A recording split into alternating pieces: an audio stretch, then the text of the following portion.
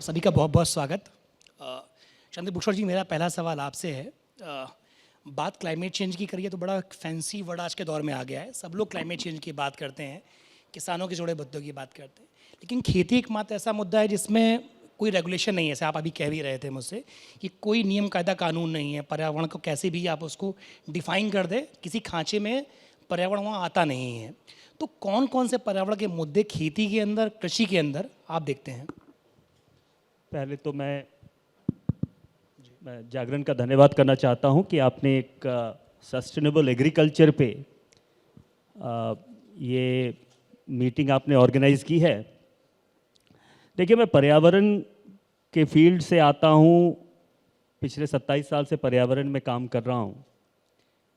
लेकिन इस 27 साल में जब भी हमने पर्यावरण और कृषि की बात करने की कोशिश की है, एक रेगुलेटरी फ्रेमवर्क में बात करने की, तो वो कभी वो मुद्दा आगे बढ़ा नहीं है। मैं आपको ये बताना चाहता हूँ कि पिछले सेशन में भी बहुत सस्टेनेबल एग्रीकल्चर की बात हुई है और एनवायरनमेंट की बात हो रही थी। सही मायने में अगर आप देखें तो आज के दिन में हम इंडस्ट्री को रेगुलेट करते हैं कि वायु प्रदूषण ना करें, पानी का प्रदूषण ना करें।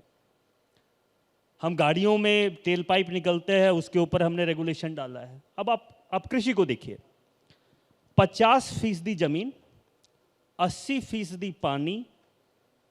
हिंदुस्तान में हम जितना केमिकल यूज करते हैं उसका कोई 40%, 36 मिलियन टन यूरिया, और उसके बाद आप 10 मिलियन टन और फर्टिलाइजर डाल लीजिए तो 50 million ton fertiliser, 5 crore ton fertiliser हो गया आपका। पेस्टिसाइड, तो 40% जितना केमिकल देश इस्तेमाल करता है वो कृषि में इस्तेमाल होता है। आज के दिन में 30% जमीन डेजर्टिफिकेशन में है। अगर आप देश के डेजर्टिफिकेशन का आंकड़ा देखें तो सबसे ज़्यादा नाइट्रोजन पोल्यूशन और एमोनिया पोल्यूशन एग्रीकल्चर से होता है। लेकिन इन मुद्दों का डिस्कशन पर कभी भी आप सरकार में नहीं होता है, क्योंकि हमेशा ये डिस्कशन होता है कि हमारे फार्मर छोटे हैं, हम उसको कैसे डील करेंगे। तो मेरा जहां तक मानना है कि हम अपने किसान भाइयों को बहुत एक तरह से ये समझते हैं कि वो पर्यावरण के मुद्दा में उनको इंटरेस्ट नहीं है, उनको हम कमजोर समझते हैं कि वो पर्यावरण के इश्यू को आगे लेके जा नहीं सकते हैं। आज के दिन में कार्बन क्रेडिट की बात हो रही है क्योंकि उसमें थोड़ा पैसा है, लेकिन मेरा यह मानना है कि एग्रीकल्चर से पर्यावरण को नुकसान है, लेकिन एग्रीकल्चर का जो पोटेंशियल है एनवायरमेंटल गुड्स एंड सर्विसेज, जो एनवायरमेंटल गुड्स एंड सर्विसेज के एक कॉन्सेप्ट है कि पर्यावरण से लोगों को क्या फ़ायदा हो, वो एग्रीकल्चर का पोटेंशियल भी सबसे ज़्यादा है। चाहे वो कार्बन सिक्वेस्ट्रेशन का हो, कार्बन क्रेडिट की बात हो रही थी, या वाटर कॉन्जर्वेशन का हो। 80% पानी का अगर इस्तेमाल हो रहा है एग्रीकल्चर में, तो अगर उसको कम करेंगे तो क्या फ़ायदा है उससे। चाहे वो डेजर्टिफिकेशन का हो या ग्रीनरी का हो, आप हर एक मायने पे अगर देखें तो एग्रीकल्चर में अगर हम इन्वायरमेंटल प्रोटेक्शन की बात करें, मैं क्लाइमेट चेंज की बात भी नहीं कर रहा हूँ, ये क्लाइमेट चेंज की बात तो पिछले 15 साल से शुरू हुई है। हमारी बेसिक जो इन्वायरमेंटल के जो मुद्दे हैं, पर्यावरण के जो मुद्दे हैं, हम उनको पहले सॉल्व करें। मैं हमेशा 1970-80 के दशक में जाता हूँ, जिस समय सॉइल कंजर्वेशन में इस देश में बहुत काम हुआ था। 80 के दशक के बाद से आप इस देश में सॉइल कंजर्वेशन का नाम भी नहीं सुनेंगे। 70 और 80 के दशक में किसानों के साथ सरकार काम कर रही थी, कोऑपरेटिव काम कर रही थी, क्योंकि हमारे यहाँ सॉइल लॉस बहुत ज़्यादा है। आज के दिन में जो डेजर्टिफिकेशन जो हमारे देश में है वो सॉइल लॉस के कारण है। बहुत तेज़ी से बारिश आती है तो उससे सॉइल निकल जाता है, बहुत तेज हवा चलेगी तो उससे सॉइल निकल जाएगा। तो सॉइल कंजर्वेशन पे कोई काम हो नहीं रहा है आज के दिन में। वाटर कंजर्वेशन का काम सिर्फ मनरेगा में हो रहा है। जैसे कि हम बोलते हैं कि आप तालाब खोद दीजिए तो वाटर कंजर्वेशन हो जाएगा। तो जो बेसिक जो फंडामेंटल इन्वायरमेंटल के इश्यू हैं एग्रीकल्चर सेक्टर में, अगर हम उसको एड्रेस करें तो वो क्लाइमेट एडेप्टेशन में भी काम करेगा। क्लाइमेट एडेप्टेशन कोई बहुत नया चीज़ हमें लाने की ज़रूरत नहीं है। क्लाइमेट एडेप्टेशन के लिए और सस्टेनेबल एग्रीकल्चर के लिए काम वही है। काम है ज़मीन का, सॉइल का, पानी का, केमिकल का, डाइवर्सिफाइड एग्रीकल्चर का, जो आज के दिन में मोनोकल्चर एग्रीकल्चर, हम उसे कैसे डाइवर्सिफाई करें, यही काम है, कोई दूसरा काम नहीं है। तो हम बेसिक्स पे फोकस करें, किसी तरह से एक जो इन्वायरमेंटल जो रेगुलेटरी फ्रेमवर्क है उस पे काम करें तो काफ़ी फायदा होगा। अरविंद जी, मेरा सवाल आपसे है, बात हम खेती के संदर्भ में करें तो आज के दौर में सरकार का जो भी प्राकृतिक खेती की तरफ है, सर्वे भवन्तु निरामया सर्वे भवन्तु सुखिना, हमारे धर्मग्रंथों की बात है, हम उसी कॉन्सेप्ट पे चीज़ों को आगे लेके जा रहे हैं। इन ऑर्गेनिक से ऑर्गेनिक की तरफ जाने की प्रक्रिया है, बायो फर्टिलाइज़र की तरफ। ये खेती क्लाइमेट चेंज को कैसे मिटिगेट कर सकती है, किस तरह की प्रक्रियाओं को अपनाने की आवश्यकता आप मानते हैं? देखिए, पहले तो एग्रीकल्चर को समझना ज़रूरी है बिफोर वी मूव टुवर्ड्स ये नेचुरल खेती की तरफ जाएं। देखिए, भारत में अभी खाना जो हम प्रोड्यूस कर रहे हैं ग्रेन, वो 330 मिलियन टन प्रोड्यूस कर रहे हैं, एंड वो एक बहुत बड़ी अचीवमेंट है कि हमारा जो 142 मिलियन हेक्टेयर एरिया है उसमें हम डिफरेंट क्रॉप्स को प्रोड्यूस कर रहे हैं। अब आपका क्वेश्चन है कि अगर हमने इतने जो फर्टिलाइज़र्स को के बेस्ड जो एग्रीकल्चर हमारा चल रहा है अभी, कि जितना हम फर्टिलाइज़र डालेंगे उतनी प्रोडक्टिविटी आएगी, और ये कॉन्सेप्ट चल रहा है अभी। लेकिन हुआ इससे क्या कि हमने उसको इतना अब फर्टिलाइज़र डालना शुरू कर दिया बिकॉज ऑफ सब्सिडाइज्ड यूरिया। और आपको पता है कि यूरिया का अगर आप सब्सिडी देखें तो इंटरनेशनल जो प्राइस है वो 2200 to 2500 है, और हम बेच रहे हैं 250 में फार्मर को, तो बाकी तो सब्सिडी है सारी। तो सब्सिडाइज की वजह से फार्मर देखता है कि पहले वो 4 बैग डालता था, अब 7 बैग डालता है, क्योंकि उसको बाकी फर्टिलाइज़र महंगे हो गए हैं, डीएपी महंगा हो गया है, फास्फेट महंगा हो गया है। तो फार्मर जो हम न्यूट्रिएंट बेस्ड फर्टिलाइजेशन कहते हैं वो उससे पूरी तरह अडॉप्ट नहीं किया उसको। तो उससे क्या हुआ है कि हमारी जो सॉयल हैं वो ऑलमोस्ट डेड हो चुकी हैं, वो उनके ऊपर डालोगे तो निकलेगा, वो एक मीडियम है, उसमें कोई बायोलॉजिकल एक्टिविटी नहीं बची।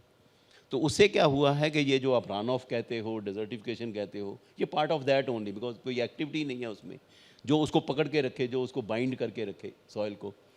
तो ये जो सस्टेनेबिलिटी जब वर्ड शुरू हुआ था कि भी हम इसको कैसे अचीव करें इस चीज़ को, कि जो आज हम प्रोड्यूस कर रहे हैं क्या फ्यूचर जनरेशन के लिए प्रोड्यूस कर पाएंगे इसे, अगर ऐसे ही चलता रहा तो इसके 3 फैक्टर हैं। एक है कि जो हम कहते हैं वैरायटी या जेनेटिक्स या प्लांट, तो उसमें जो इम्प्रूवमेंट हुई है, जो ब्रीडिंग होती है, ब्रीडिंग पहले अपना जो चेंजेस जो हम क्लाइमेट चेंज की बात अगर रिलेशन करें इससे जेनेटिक से, तो पहले टाइम बहुत स्लो प्रोसेस थी ये, कि भी जो हम आप करो कि climate weather shifts, climate change is part of the nature, change तो होना ही होना है, जो because we have grown so much, our population grown so much, तो वो चेंजेस तो आएंगी। लेकिन उसको शॉर्ट का जो हमें इम्पैक्ट पड़ रहा है वो टेक्नोलॉजी उसको कवर कर रही है अभी, क्योंकि अभी जो जितनी टेक्नोलॉजीज़ आई हैं एग्रीकल्चर में, वो हमारी जो ब्रीडिंग, हम जो नई वैरायटीज़ डेवलप कर रहे हैं उसके टाइम को शॉर्ट कर रहे हैं। वो शॉर्ट के मतलब ये है कि हमें जो ट्रेट चाहिए, अगर वीट में टर्मिनल हीट आ रही है, अभी बात चल रही थी कि 10% वीट की जो प्रोडक्शन है बिकॉज ऑफ टर्मिनल हीट वो रिड्यूस हुई, इजंट इट? तो हमें वो वैरायटी चाहिए जो उस टर्मिनल हीट को टॉलरेट कर पाए, इजंट इट? तो वो जो उसकी जो स्पीड ऑफ डेवलपमेंट है वो टेक्नोलॉजी कवर करती है। अब दूसरा कंपोनेंट है सॉइल।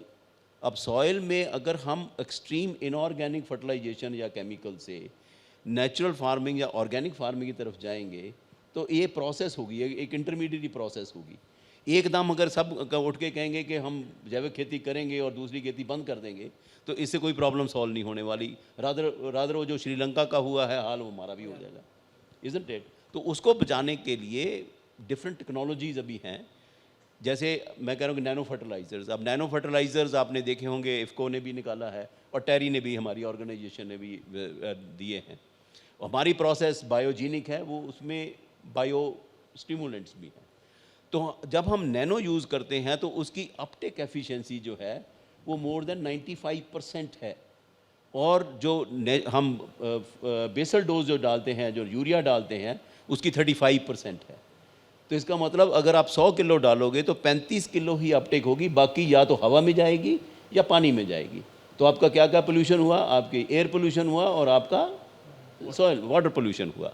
तो इसको रोकने के लिए ये जो प्रोसेस है, अब हमने इसको नैनो में जब कन्वर्ट किया, नैनो डीएपी बनी, नैनो यूरिया बना, नैनो फास्फोरस बना, नैनो सल्फर, जितने न्यूट्रिएंट हैं अब नैनो में कन्वर्ट हुए हैं। इससे क्या होगा कि जो अपटेक एफिशिएंसी है, जो टारगेट प्लांट को जितनी चाहिए और जितनी डोज चाहिए उतनी ही डोज मिलेगी, ए टारगेट ओरिएंटेड सप्लाई सिस्टम हो गया। तो ये एक और ये सोल्यूशन है। दूसरा सोल्यूशन है बायोलॉजिकल्स। अब बायोलॉजिकल में हमने वही ऑर्गेनिज्म लिए जो सॉइल में एग्जिस्ट करते थे, जैसे माइकोराइजा है, माइकोराइजा में टेरी लीडर है इसमें प्रोड्यूस करने में, और उसके साथ हमने जितने माइक्रो ऑर्गेनिज्म हैं, and we are making a microbiome system in the soil. अब सॉइल में अगर आप इन ऑर्गेनिज्म को डेवलप करोगे तो ये राइजोस्फीयर, जहाँ पे रूट्स जोन होती प्लांट की, उसको ये पकड़ते हैं, उसको न्यूट्रिएंट सप्लाई करते हैं और प्लांट से कार्बन लेते हैं, क्योंकि कार्बन जो डाइऑक्साइड है वो प्लांट फिक्स करता है। इससे क्या होगा कि वो बाइंड करके रखेंगे, क्योंकि उनकी एक्टिविटी अंदर बढ़ी हुई है। एक्टिविटी से क्या है, वो सॉइल को बाइंड करेंगे, न्यूट्रिएंट सप्लाई करेंगे, वाटर को होल्ड करेंगे। इवन हमारे अपने एक्सपेरिमेंटरी के बताते हैं कि हमने 3 और इरिगेशन वीट में कम की, लेकिन यील्ड कम नहीं हुई विद बायोलॉजिकल्स। तो इससे क्या है कि धीरे धीरे वो जो हमने वो कहते हैं ना कि ड्रग एडिक्ट्स को जब हटाना हो तो प्रोसेस है, आप एकदम विथड्रॉल इफेक्ट्स आएंगे अदरवाइज। तो धीरे धीरे हमें, चाहे वो 10% कम करें इनऑर्गेनिक फर्टिलाइज़र, 25%, अभी हमने 25% टारगेट रखा है कि 25% हम ये जो इनऑर्गेनिक फर्टिलाइज़र को कम करेंगे। ऐसे ही स्प्रे, ऐसे ही बायोफंजीसाइड हैं, बायो इंसेक्टिसाइड हैं। यूरोप ने डिक्लेयर किया है कि by 2030 they will go green. उन्होंने कि जितने हम बायोलॉजिकल हैं उनको यूज़ करेंगे। तो जितनी बड़ी कंपनियां हैं, केमिकल कंपनियां, उन्होंने अपना 30% रेवेन्यू कन्वर्ट कर दिया बायोलॉजिकल के लिए, और सारी कंपनियां बायोलॉजिकल में आ रही हैं। तो biological is A next solution, चाहे उसको टाइम लगेगा, it's not that it's a one day solution, पर अगले 25-30 साल 50 साल में ये जो हम रिवर्ट करेंगे क्लॉक को, यही हमारा फोकस है, और इसी फोकस से ही सस्टेनेबल एग्रीकल्चर सर्वाइव करेगा। कल्याण जी, मेरा सवाल आपसे, अगर हम बात क्लाइमेट चेंज की करते हैं तो उसको खेती के संदर्भ में सही से डिफाइन नहीं किया गया। क्लाइमेट चेंज का एक पूरा चक्र है। अगर हम बात करें तो क्लाइमेट चेंज खराब होगा तो इकॉनमी पे असर पड़ेगा, क्योंकि हमारे देश में अधिकतर जो रकबे हैं वो छोटे हैं। उस संदर्भ में देखें तो किसानों की आजीविका प्रभावित होगी, आजीविका का असर पड़ेगा तो उससे जुड़ी इंडस्ट्रीज़ हैं उन पर असर पड़ेगा। लेकिन अमूमन हमारे देश में होता है कि हम सब्सिडी दे देते हैं किसानों को, अगर सूखा पड़ा, अकाल पड़ा, बाढ़ पड़ा। क्या ऐसा कोई स्थायी समाधान है, कोई स्थायी प्रक्रिया है जिसको अपनाना चाहिए, इसका एक लॉन्ग टर्म सोल्यूशन हो? क्योंकि क्लाइमेट चेंज हमें एक दिखती हुई आपदा है, इसके प्रभाव हम सब देख रहे हैं। इसके बारे में किस तरह की ठोस नीति आप चाहते हैं जो होनी चाहिए, जो एक दीर्घकालिक तौर पे बने, एक लॉन्ग टर्म बने, क्या आपको लगता है? देखिए, मैं छोटा सा एक एग्जांपल देता हूँ। I belong to Assam. तो क्या होता है, 14 अप्रैल तारीख को बैसाखी और बिहू होता है हमारे उधर। तो बिहू के दिन जमीन का पूजा होती है। पूजा करने के बाद धान का बुआई चालू होता है। क्यों? उस टाइम को काल बैसाखी बोल के एक काल बैसाखी आप लोग जानते हैं, थोड़ा बहुत बारिश होती है उस टाइम को। पिछले 6 साल हम देख रहे हैं, एक बूंद बारिश नहीं हो रही है, एक बूंद। आप चले जाइए उड़ीसा में। उड़ीसा में जो पाठ बोलते हैं हम लोग, पाठ, जूट का जो कल्टीवेशन होता है, तो वो होता है जिस जगन्नाथ देव का जो रथ यात्रा होता है, निकालता है, उस दिन उसका खेती चालू होता है। क्यों? उस दिन बहुत बारिश होती है। आप खोज लीजिए, पूछ लीजिए किसी को, पिछले 2-3 साल उस दिन बारिश हो ही नहीं रहा है। तो there is a drastic change in climate. आपने दिल्ली में भी इस बार देखा, इतना भयंकर गर्मी थी, मैं न्यूज़पेपर में पढ़ चुका हूँ, 112 साल में इतना गर्मी नहीं दिखाई दिया।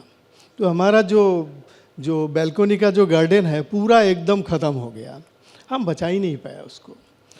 तो करे क्या? जहाँ धान का खेती होना है वो हो नहीं पा रहा है, जहाँ गेहूँ का खेती होना है वो तब भी हो पा रहा है, इसके टाइम डिफरेंट है। मक्का, बजरा, ज्वार का हो रहा है, उसमें इतना ज़्यादा इम्पैक्ट नहीं हो रहा है, इतना पानी नहीं चाहिए होता है, गर्मी में सस्टेन कर लेते हैं। तो अगर क्रॉप डाइवर्सिफिकेशन करे, क्रॉप रोटेशन करे, वो एक सॉल्यूशन होता है। देखिए, जो डैमरेज देना, या फार्मर्स को पैसा देना वो कोई सोल्यूशन नहीं है, वो परमानेंट सोल्यूशन नहीं है, and that is mostly politically motivated. ठीक है ना जी, जो जितना हंगामा करेगा उसका उतना पैसा मिलेगा, है ना। तो उसमें मैं नहीं जाऊंगा। मैं कहूँगा कि क्रॉप डाइवर्सिफिकेशन करे, जिस क्रॉप सस्टेनेबल है वो क्रॉप का खेती करे। This is number 1। नंबर 2 कि जैसे मैंने पहले भी एक सेशन में मैं कहा हूँ कि जब आज़ादी के बाद हमारे सामने एक ही प्रॉब्लम था, भयंकर प्रॉब्लम जो है फूड सिक्योरिटी, तो हमने जो है दिल खोल के केमिकल फर्टिलाइज़र में और केमिकल इंसेक्टिसाइड में हमने खर्चा किया है, उसका प्रमोट किया है। बेनिफिट हम लोगों को मिला है, बहुत ही बेनिफिट मिला है। फूड इंडिया तो फूड सिक्योर्ड हो गया, आप लोग जानते हैं। अभी न्यूट्रिशनल सिक्योरिटी की बात करते हैं आजकल, लेकिन उससे क्या है, सॉइल इरोशन हो गया, जैसा सार कह रहा था, जैसा कपूर साहब भी बोल रहे थे, सॉइल इरोशन हुआ।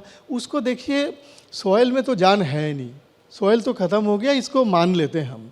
अगर उसमें आप यूरिया डालेंगे, उसमें डीएपी डालेंगे तो खेती होगी, नहीं डालेंगे तो नहीं होगा। उसी के साथ ये भी मैं कहूँगा पूरा ख़त्म हो गया, ये भी मैं मानता नहीं हूँ। ये मैं नहीं मानता हूँ। क्यों नहीं मानता हूँ? हम जो है, हमारा एक जागो किसान जागो का जो प्रोग्राम है, उस प्रोग्राम के तहत हमने बहुत सारे सॉइल टेस्टिंग किया है। हमने ऑलमोस्ट 1.5 लाख सॉइल टेस्टिंग किया है, जगह जगह पे है, जान है। लेकिन प्रॉब्लम क्या है? प्रॉब्लम ये है, सॉइल टेस्टिंग का कंसेप्ट इंडिया में आया था 1970 में। 1970 में सॉइल टेस्टिंग का कंसेप्ट इंडिया में आया। एक साइंटिस्ट थे पूसा, पुराना वाला पूसा में, उनका नाम है WH लीदार। इन्होंने सॉइल टेस्टिंग का डिपार्टमेंट खोल लिया था पुराना वाला पूसा में, ये वाला पूसा में नहीं है। तो उस टाइम को कंसेप्ट आया।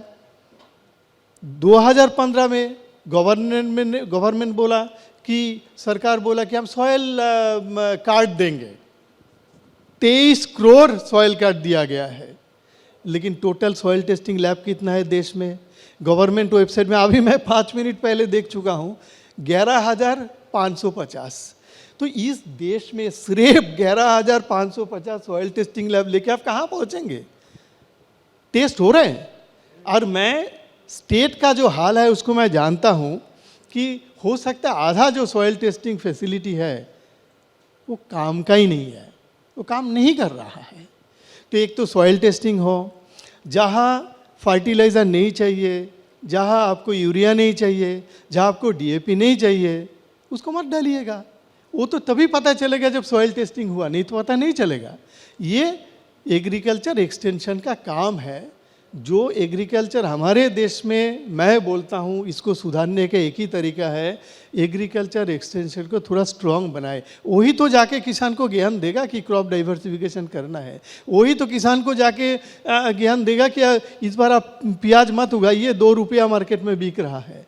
वो एग्रीकल्चर एक्सटेंशन का जो हाल है वो आप जानते हैं। जो एग्रीकल्चर एक्सटेंशन के लिए जिनको लिया जाता है, उसका 10% लोग भी एग्रीकल्चर एक्सटेंशन का काम नहीं करते हैं। अगर करते हैं तो एयर कंडीशन रूम में बैठ के करता है, गांव में जाके नहीं करते हैं। बाकी आदमी जो है दूसरा वाला कोई ऑफिशियल काम कर रहा है। तो क्रॉप डाइवर्सिफिकेशन है, सॉइल टेस्टिंग है, उसके बाद है farmers awareness, which is very much important. जो फार्मर को अवेयर करना कि किस टाइम को इंसेक्टिसाइड डालना है, किस टाइम को नहीं डालना है, किस दिशा में डालना है, जो हवा बह रहा है उस टाइम को डालना है कि नहीं डालना है, ज़रूरत है कि नहीं है। और जो पेशेंस है वो भी हमारा कम हो गया, हम लोगों का पेशेंस कम हो गया, फार्मर का पेशेंस कम हो गया। वो देखते हैं कीड़ा जो है उसमें इंसेक्टिसाइड डाल देते हैं, कीड़ा 2 दिन में नहीं मरती है तो उसके बाद 3rd डे में जाके फिर डाल देते हैं। पेशेंस किसी के अंदर नहीं है। उसके बाद वही वाला जो क्रॉप है काट के जो है बाज़ार में भेज दिया जाता है, तो उसमें क्या है, MRL से ज़्यादा जो है पेस्टिसाइड मिलता है। ये एक प्रॉब्लम है। तो मैं देखता हूँ कि एग्रीकल्चर एक्सटेंशन का इसमें बहुत बड़ा रोल है। और बाकी कपूर साहब ने जैसे कहा कि डेवलप्ड लाइक जैसा नैनो इंसेक्टिसाइड के बात आपने किया है, जैसा लाइक मॉडिफाइड सीड के, कपूर साहब एक्सपर्ट है सीड का, तो मॉडिफाइड सीड है, उसके बाद किया है कि जो क्लाइमेट रेजिलिएंट हो, नहीं तो क्लाइमेट, देखिए क्लाइमेट को ना तो हम क्लाइमेट को चेंज कर सकते हैं ना आप चेंज कर सकते हैं, रातों रात चेंज हो ही नहीं सकता है। मुझे एक चीज़ याद है 2004 में, आई थिंक कपूर साहब आप खुद ही थे, मुझे याद है, वो हमारा 145 रूम में, रूम नंबर जेसी बोस रूम बोलते हैं उसको ना, 140 आप थे, मुझे याद है, आपने बोले भी थे उसे। शारद पवार जी एक मीटिंग लिया था, क्या है था उसका सब्जेक्ट, क्या था, क्लाइमेट के ऊपर ही था, global warming, I am sorry, global warming. तब बासु साहब हुआ करते थे सेक्रेटरी, यार हमारा ये बहुगुणा साहब जॉइंट सेक्रेटरी आप भी थे उसमें। तो जब ग्लोबल वार्मिंग के बाद ग्लोबल वार्मिंग के ऊपर मीटिंग बुलाया, तो मैं तो जूनियर था, मैं बहुत सरप्राइज्ड हो गया, भाई ऐसा क्या सब्जेक्ट हो गया कि जिस सब्जेक्ट के लिए मंत्री जी मीटिंग ले रहा है। आज था हरीश रावत जी, उसके बाद चरण दास मोहन, इन लोग भी थे। तो हम तो सोचा कि भाई ये ग्लोबल वार्मिंग होता क्या है, क्या हमको सच्ची इतना मालूम नहीं था कि ग्लोबल वार्मिंग ऐसा खेल दिखाएगा, जो इस बार दिल्ली में मैंने देखा। तो प्रैक्टिकली हम लोगों को मालूम था कि ग्लोबल वार्मिंग का क्या इफेक्ट हो सकता है, जो इफेक्ट हम लोग देख रहे हैं। So we have to think in that direction. Now another thing, just now coming from my office to here, मैं थोड़ा मोबाइल खोल के मैं देख रहा था कि ये जो है ग्लोबल वार्मिंग के ऊपर कोई मिशन कुछ है क्या गवर्नमेंट का, तो थोड़ा पढ़ लेते हैं। तो 2023 का एक मैं आर्टिकल देखा, तो जो राज्यसभा में अपलोडेड है, आप लोग भी देख सकते हैं। हमारे इसमें ऑलमोस्ट 73 मिशन है, ऐसा नहीं है देश में मिशन नहीं है, जिनके मन में आया कोई भी मिशन बना लिया, लेकिन उसका इम्प्लीमेंटेशन नहीं हो रहा है। उसका इम्प्लीमेंटेशन होना है। ऐसा नहीं है कि नया वाला कानून बनाना है, नया वाला मिशन बनाना है, हमको नया विजन चाहिए, ऐसा कुछ नहीं है। We have that, but that needs implementation, that really needs implementation. Chandrabhushan ji, मेरा सवाल ये है कि कीटनाशकों की जैसे बात सर ने करी, आपने ये पहले करी, कीटनाशकों का जो बेवजह इस्तेमाल होता है, वो एक बात है कि उससे फसलों की पैदावार बढ़ सकती है या कम हो सकती है, या लॉन्ग टर्म उसका नुकसान संभव है। इसके अलावा उसके हेल्थ इम्पैक्ट भी बहुत सारे होते हैं। इसके अलावा कई बार किसानों को ये अज्ञानता होती है कि उनको ये आइडिया ही नहीं है कि वो इस फसल में कितने कीटनाशक और किस कीटनाशक का इस्तेमाल करें। इसके लिए कोई बहुत बिग ब्रीफ पॉलिसी भी नहीं है कि कहीं पर भी किसान ये जान सके, या जानने के तरीके भी हैं तो वो उतने डीप में नहीं है, उतने रूरल इलाकों में उस तरह से स्ट्रांग नहीं होते। उसका इम्पैक्ट खेती पर बहुत लंबे प्रभाव से पड़ रहा है, क्लाइमेट चेंज से भी उसके इम्पैक्ट जुड़ रहे हैं। इसके बारे में आपका क्या? देखिए, मेरे अंदाज से we will have to reimagine agriculture extension. जो हमारे जो एग्रीकल्चर एक्सटेंशन का जो ढांचा है, वो 1970, 60, 70 ग्रीन रेवोल्यूशन के समय का ढांचा बना हुआ है। और वो ढांचा ये है कि एग्रीकल्चर एक्सटेंशन वर्कर जाएगा, फार्मर के साथ लगा रहेगा, फार्मर फील्ड एक्सपेरिमेंटेशन देगा, फार्मर को एडवाइस करेगा। 21वीं शताब्दी में अब हम डिजिटल वर्ल्ड में रह रहे हैं, तो हमें अब एग्रीकल्चर एक्सटेंशन को एक डिजिटल वर्ल्ड की तरह से देखने की ज़रूरत है। फार्मर फील्ड जो है, जो एक्सपेरिमेंटेशन, उसकी भी अभी ज़रूरत है। अगर कपूर साहब चाहते हैं कि ऑर्गेनिक फार्मिंग का डिमॉन्स्ट्रेशन हो, तो उसके लिए हमें डिमॉन्स्ट्रेशन करना ज़रूरी है, हर एक ब्लॉक में करने की ज़रूरत होगी। लेकिन इंफॉर्मेशन और कम्युनिकेशन जो है वो डिजिटल मूव करने की ज़रूरत है, क्योंकि आज के दिन में फार्मर मोबाइल फ़ोन जानता है, आज के दिन में फार्मर मंडी में कितना दाम है वो देखता है, तो वो एग्रीकल्चर एक्सटेंशन भी देख सकता है।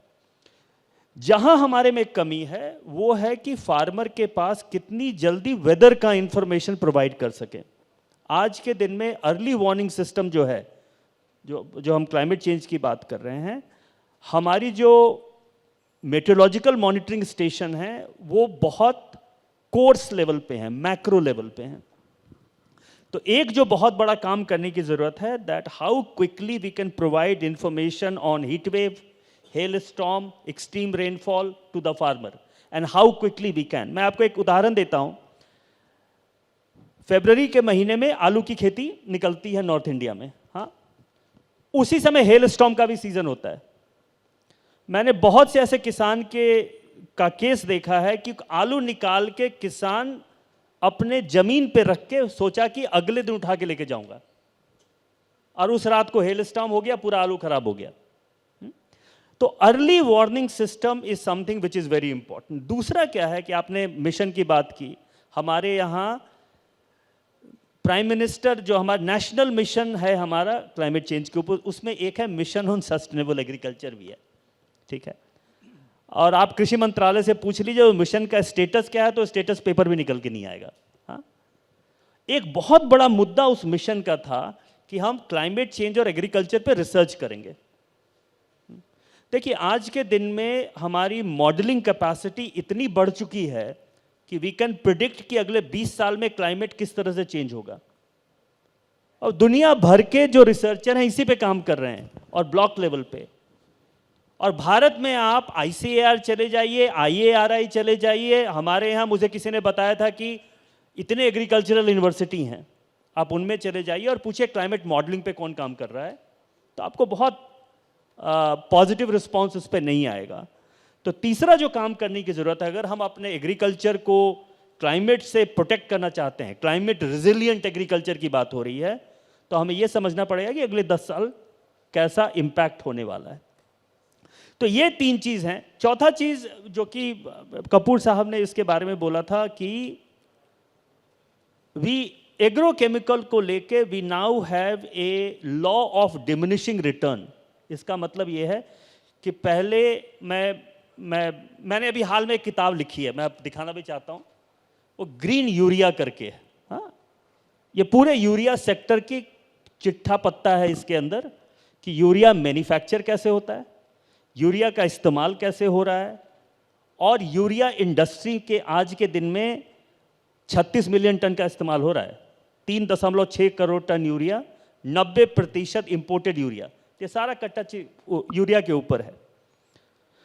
और हमारे अध्ययन से ये पता लग रहा है कि without compromising productivity, without even with soil quality deterioration that we have witnessed, उसके बावजूद हम यूरिया के कंजम्पशन को अगले 10 साल के अंदर 36 से 20 ला सकते हैं। इतना ओवर यूज है हमारे यहां यूरिया का, अगर हमारे पास टारगेटेड इंटरवेंशन हो तो। सिमिलरली यूरिया के प्रोडक्शन को अगर हम देखें तो आज के दिन में हमारे एवरेज लाइफ जो एज प्लांट का वो 40 साल पुराना है। हाँ, उन सभी प्लांट को हम हाइड्रोजन पे शिफ्ट कर सकते हैं। आज के दिन में सब लोग हाइड्रोजन की ग्रीन हाइड्रोजन मिशन है, और ये है जो सबसे बड़ा सेक्टर हाइड्रोजन का इस्तेमाल करता है वो यूरिया करता है। आज के दिन में 50% देश का हाइड्रोजन का इस्तेमाल यूरिया प्रोडक्शन में होता है, तो हम ग्रीन हाइड्रोजन में यूरिया को क्यों नहीं शिफ्ट कर सकते हैं? हाँ? तो यूरिया का मैं तो मानता हूं कि देखिए 100% ऑर्गेनिक एग्रीकल्चर नहीं हो सकता है, ठीक है, हमें एग्रोकेमिकल का इस्तेमाल करने की ज़रूरत है और ऑप्टिमल इस्तेमाल करने की ज़रूरत है, और किस तरह से उस एग्रोकेमिकल को ग्रीन करें, अब उसमें बात करने की ज़रूरत है।